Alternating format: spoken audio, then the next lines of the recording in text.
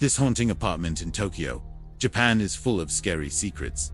It's one of the most famous haunted houses in the country, and the story of how it became that way is truly tragic. In the early 1900s, a wealthy businessman lived in the apartment with his wife and son. But one day, the unthinkable happened. His son took his own life. The family was devastated, but they couldn't stay in the apartment after what had happened, so they put it up for rent. Soon after, a new family moved in, but they didn't stay long.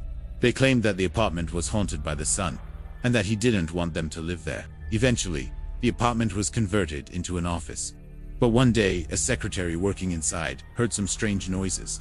At first, she thought it was just the wind, but then she heard whispers. She looked around to see where they were coming from, but there was no one there. She could have sworn that she heard a man's voice saying, "Don't work too hard. It's okay to take a break." After that, things started moving on their own. Files were being shuffled, and chairs were being pushed. Then one day, the ghost of the son finally made an appearance. A worker saw the ghost of a young man standing at the end of the hallway. He turned and walked away slowly. It's not the only apartment building in Tokyo with ghosts. There are many apartments in the city that are said to be haunted. One woman even wrote a story about her experience living in a haunted apartment.